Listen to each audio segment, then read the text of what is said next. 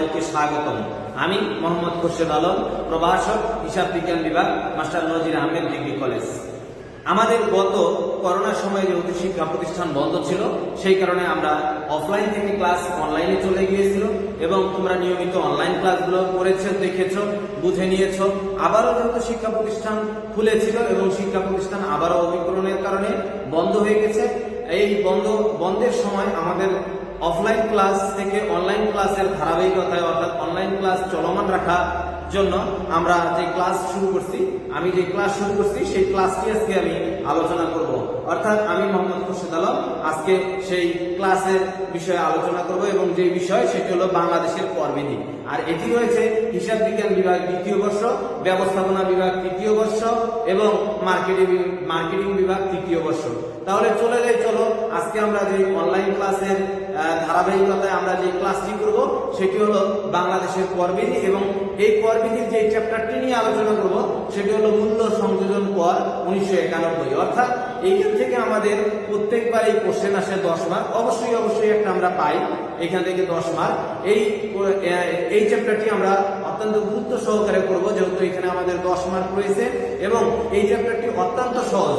আমরা যদি ক্লাসগুলো নিয়মিত করি এবং আমার এই বাংলাদেশের করবিধির যেই ক্লাসগুলো চলবে এই ক্লাসগুলো যদি আমরা নিয়মিত করি, এই নিয়মিত ক্লাসগুলো করলে এবং বাড়িতে যদি আমরা প্র্যাকটিস করি তাহলে অবশ্যই আমরা এই বাংলাদেশের করবিধির যেই সার্বিক বিষয়ে যে আলোচনা করব এবং সার্বিক বিষয়ে যে অঙ্কগুলো রয়েছে অর্থাৎ গাণিতিক সমস্যাগুলো রয়েছে এই সমস্যাগুলো নিয়ে আমরা আলোচনা করব।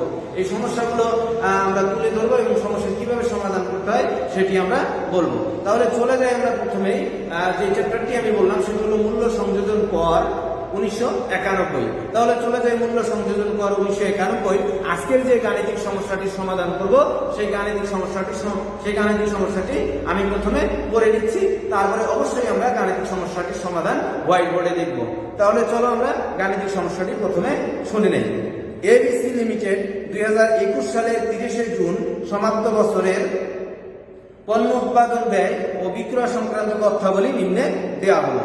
প্রথমে বলেছে যেটি প্রারম্ভিক কাঁচামাল 1 লক্ষ টাকা, সমাপনী কাঁচামাল 25,000 টাকা, প্রারম্ভিক চলতি কার্য 80,000 টাকা, সমাপনী চলতি কার্য 50,000 টাকা, প্রারম্ভিক তৈরি পণ্যের মজুদ 1,50,000 টাকা, সমাপনী তৈরি পণ্যের মজুদ 75,000 টাকা, কাঁচামাল ক্রয় 2,50,000 টাকা, প্রত্যক্ষ মজুরি 1,20,000 টাকা, কারখানার উপরি ব্যয় 2,25,000 টাকা, প্রশাসনিক ও বিক্রয় ব্যয় 3,25,000 টাকা। কোম্পানির মোট খরচের উপর 20% হারে লাভ যুক্ত করে পণ্য বিক্রয় করে এবং 15% হারে মূল্য সংযোজন কর ধার্য করে। কোম্পানির প্রদেয় ভ্যাটের পরিমাণ নির্ণয় করতে বলেছে। তাহলে আমাদের এখানে ভ্যাট অর্থাৎ ভ্যালু অ্যাডেড ট্যাক্স মূল্য সংযোজন কর এটি আমাদের এখানে নির্ণয় করতে বলেছে। তাহলে আমি আমাকে আবারও একবার বলে দিচ্ছি যাতে আমাদের গাণিতিক সমস্যাটি সমাধান করতে সুবিধা হয়, এই কারণে আমি অঙ্কটি আবারও করে দিচ্ছি। অর্থাৎ এবিসি লিমিটেড 2021 সালের 30শে জুন সমাপ্ত বছরের পণ্য উৎপাদন ব্যয় ও বিক্রয় সংক্রান্ত তথ্যাবলী নিম্নে দেওয়া হলো। প্রারম্ভিক কাঁচামাল 1 লক্ষ টাকা, সমাপনী কাঁচামাল 25,000 টাকা, প্রারম্ভিক চলতি কার্য 80,000 টাকা, সমাপনী চলতি কার্য 50,000 টাকা, প্রারম্ভিক তৈরি পণ্যের মজুদ 1,50,000 টাকা, সমাপনী তৈরি পণ্যের মজুদ 75,000 টাকা, কাঁচামাল ক্রয় 2,50,000 টাকা, প্রত্যক্ষ মজুরি 1,20,000 টাকা, কারখানার উপরি ব্যয় 2,25,000 টাকা, প্রশাসনিক ও বিক্রয় ব্যয় 3,25,000 টাকা, কোম্পানির মোট খরচের উপর 20% হারে লাভ যুক্ত করে। এখানে প্রশ্নটি খুব গুরুত্বপূর্ণ, সেটি হলো কোম্পানি মোট খরচের উপর 20% লাভ যুক্ত করে পণ্য বিক্রয় করে এবং 15% হারে মূল্য সংযোজন কর ধার্য করে। কোম্পানি প্রদেয় ভ্যাটের পরিমাণ নির্ণয় করে দিতে বলেছে। তাহলে এই যে গাণিতিক সমস্যাটি আমি বললাম এই গাণিতিক সমস্যাটির সমাধান আমরা করব। আর এই গাণিতিক সমস্যা এই চ্যাপ্টারের সাথে আমাদের ব্যবস্থাপনা বিভাগ তৃতীয় বর্ষে হিসাব বিজ্ঞান বিভাগ ব্যবস্থাপনা বিভাগের তৃতীয় বর্ষে যেই সাবজেক্টটি রয়েছে ম্যানেজমেন্ট অ্যাকাউন্টিং ইন ইংলিশ, এইখানের একটি চ্যাপ্টার রয়েছে কস্ট কনসেপ্ট এন্ড ক্লাসিফিকেশন।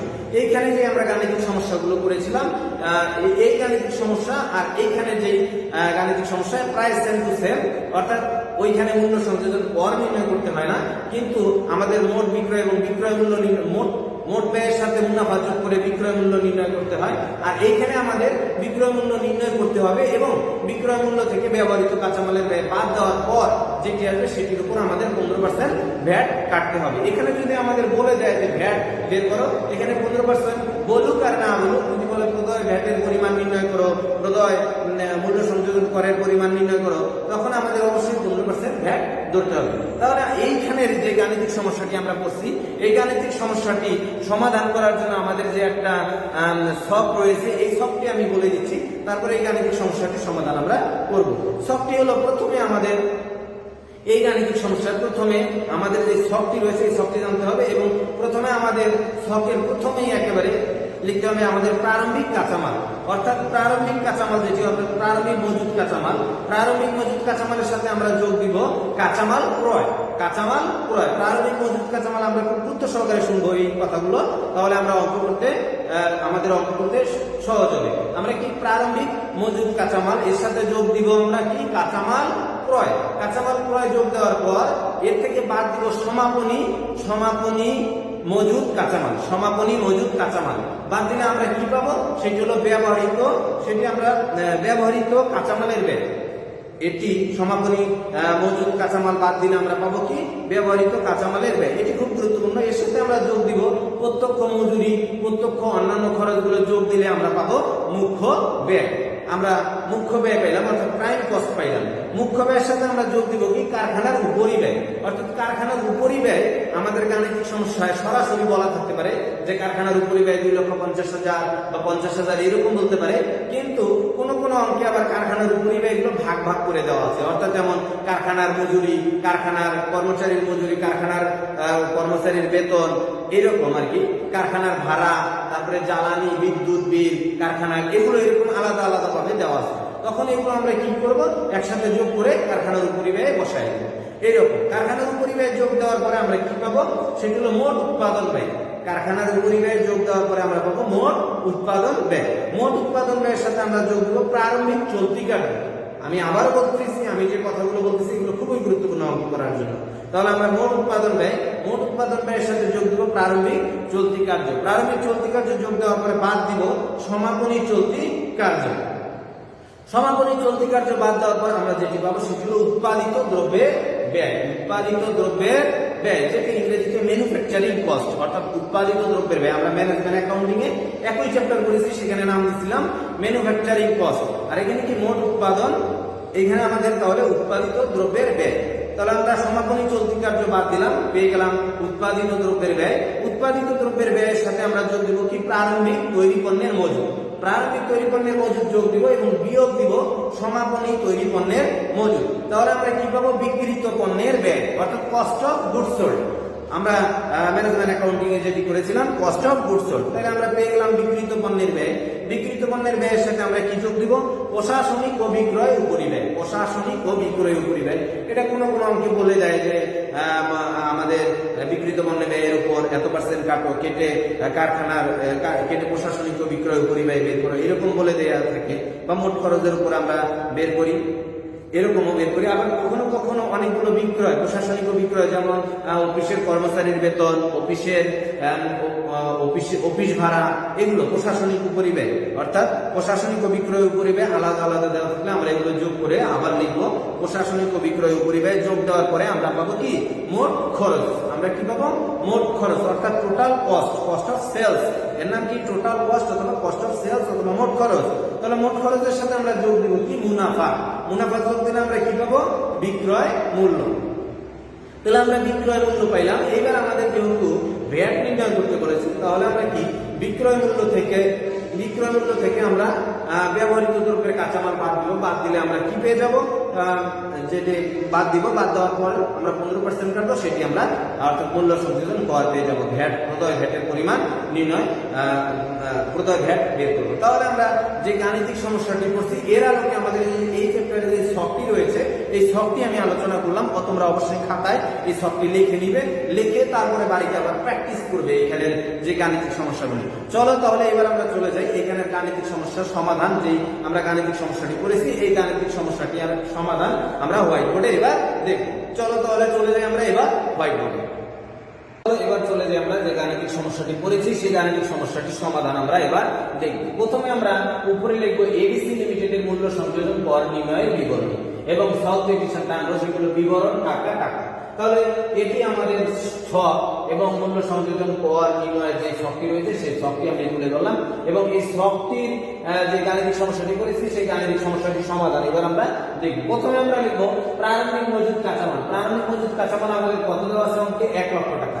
এর সাথে যোগ দিব কাঁচামাল ক্রয় 2,50,000 টাকা, আমরা পেয়ে যাব 3,50,000 টাকা। এর সাথে বাদ দিব কি সমাপনী মজুদ কাঁচামাল। সমাপনী মজুদ কাঁচামাল বাদ দিলে আমরা কত পাচ্ছি?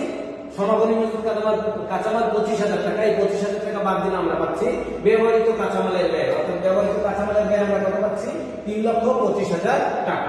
ব্যবহৃত কাঁচামালের ব্যয় 3,25,000 টাকা। এর সাথে আমরা যোগ দিব প্রত্যক্ষ মজুরি এবং প্রত্যক্ষ অন্যান্য খরচ। প্রত্যক্ষ মজুরি এবং প্রত্যক্ষ অন্যান্য খরচ কত? 1,20,000 টাকা। আমাদের এই গাণিতিক সমস্যায় শুধু প্রত্যক্ষ মজুরি দেওয়া আছে, প্রত্যক্ষ অন্যান্য খরচ দেওয়া নেই। তাহলে প্রত্যক্ষ মজুরি কত?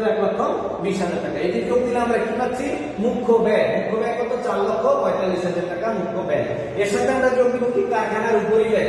কারখানার উপরিব্যয় কত? 2,25,000 টাকা। এটি আমরা যোগ দিলে পাচ্ছি কি মোট উৎপাদন ব্যয়। আমাদের গাণিতিক সমস্যায় কারখানার উপরিব্যয় পয়েন্ট আকারে আরো কিছু দেওয়া থাকতে পারে, যার জন্য আমরা এখানে লিখে এই পাশে যোগ দিয়ে তারপরে নিয়ে নেব। তাহলে কারখানার উপরিব্যয় কি কি থাকতে পারে? যেমন কারখানার কর্মচারীর বেতন, কারখানার ভাড়া, কারখানার জ্বালানি ও তেল, এগুলো আর কি, এগুলো কারখানার বিদ্যুৎ খরচ, এগুলো থাকলে আমরা এখানে যোগ দিয়ে নিয়ে দেবো। তাহলে কারখানার উপরিব্যয় যোগ দিলাম, কারখানার উপরিব্যয় যোগ দিয়ে আমরা পাচ্ছি কি মোট উৎপাদন ব্যয়। মোট উৎপাদন ব্যয়ের সাথে আমরা যোগ দিব কি প্রারম্ভিক চলতি কার্য, বাদ দিব সমাপনী চলতি কার্য। তাহলে আমরা কি পাচ্ছি? উৎপাদিত দ্রব্যের ব্যয়। তাহলে উৎপাদিত দ্রব্যের ব্যয় কত? 7 লক্ষ টাকা। উৎপাদিত দ্রব্যের ব্যয়ের সাথে আমরা যোগ দিব প্রারম্ভিক তৈরি পণ্যের মজুদ কত? 8 লক্ষ। প্রারম্ভিক তৈরি পণ্যের মজুদ আমাদের দেওয়া আছে কত? 1,50,000 টাকা এবং সমাপনী তৈরি পণ্যের মজুদ 75,000 টাকা। এটি আমরা বাদ দেওয়ার পরে পাচ্ছি বিক্রিত পণ্যের ব্যয়। তাহলে বিক্রিত পণ্যের ব্যয়ের সাথে আমরা কি যোগ দিব? প্রশাসনিক ও বিক্রয় উপরিব্যয়। প্রশাসনিক ও বিক্রয় উপরিব্যয় যোগ দিলে আমরা কি পাচ্ছি? মোট খরচ। মোট খরচের সাথে আমরা যোগ দিব কি মুনাফা।